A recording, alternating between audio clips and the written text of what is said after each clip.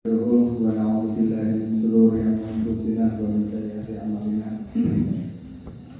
من يهد الله فلا مضل له ومن يضلل فلا هادي له أشهد أن لا إله إلا الله وأشهد أن محمدا عبده ورسوله أما بعد kita dan puji syukur senantiasa kita berikan kepada Allah Subhanahu wa taala atas nikmat yang Allah berikan kepada kita.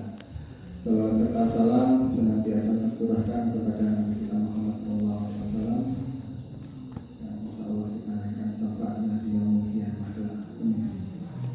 Bapak Ibu yang semoga dirahmati oleh Allah Subhanahu wa taala. Beberapa hari ini dalam satu bulan ini mesti jenengan bertanya-tanya.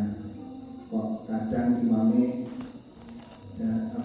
tarawih itu anak-anak masih muda-muda memang sengaja saya datangkan para penghafal Al-Qur'an. Jadi saya minta ke salah satu tempat ini, kalau nanti ketika Ramadan ini nanti masjid saya diisi oleh santri-santri. Alhamdulillah ini sudah beberapa kali santri misi tempat kita.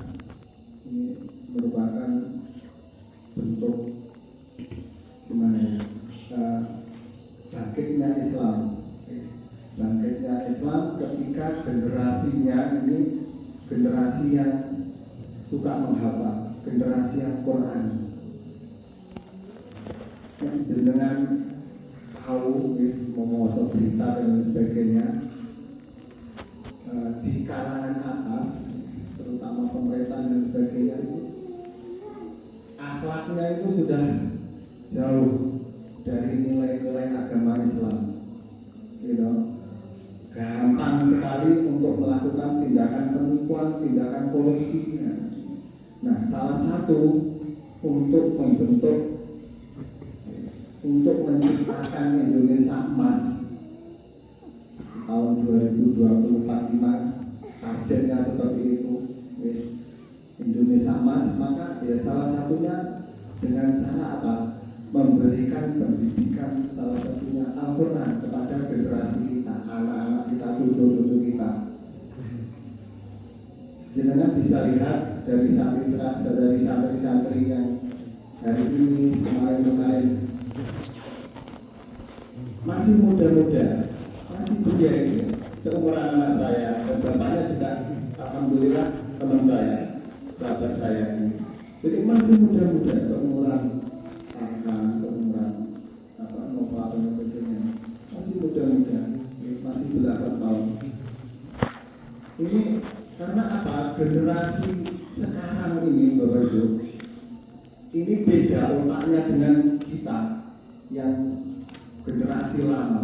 Generasi sekarang, generasi Z apalagi sekarang ini, otaknya itu lebih brilian, otaknya itu lebih cerdas, karena di dalam otak itu ada neuron yang menghubungkan antara sel-sel itu, dan itu lebih banyak daripada orang-orang yang lama.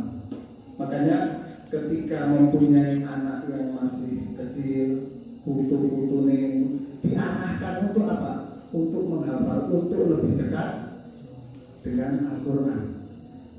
Ini baru kemarin ini ternyata hafalannya sudah terus akan hafal satu Al-Quran. Ini kan prestasi yang sangat luar biasa. Nah, ketika Indonesia nanti dipimpin oleh generasi-generasi yang Quran ini, generasi yang senang dengan Al-Quran, insya Allah nanti kedepannya Indonesia juga akan makmur. Indonesia akan jaya lagi, akan bangkit lagi. Karena otomatis ketika anak tersebut mengenal Al-Quran lebih dekat dalam tindakannya, dalam setiap kebijakannya, dalam setiap keputusannya itu pasti akan didasari dengan Al-Quran. Nilai-nilainya itu pasti tidak jauh dari Al-Quran. Tetapi ketika Indonesia nanti kelak dipimpin oleh orang-orang yang tidak mengenal Al-Quran, saya yakin karena kebijakan yang diambil itu tidak didasari oleh nilai-nilai agama, dan ini yang pastinya akan membuat banyak kehancuran. sekarang sedang terpuruk, ya, sedang terpuruk mulai dari atas sampai bawah ini akhlaknya para pemimpin itu banyak yang rusak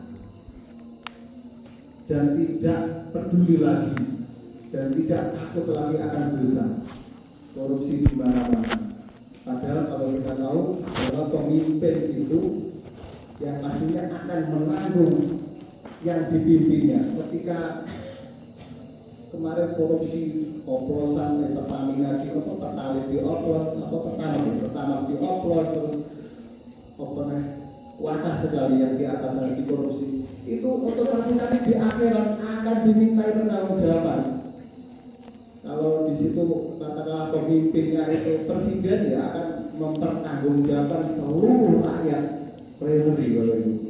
Nah, itu kalau yang di atas itu tidak mengenal agama ini dengan baik, seenak itu yang penting untuk meraih keuntungan. Maka dari itu kalau itu saya ingatkan lagi, mumpung ini masih generasi emas, jadi otaknya itu otak benar-benar der. Kalau HP kita itu masih 3310 Nokia lama jadul-jadul itu, lah bocah-bocah sangat tinggi, foto-foto di jenengan ini HP ini harus HP Android sampai canggih.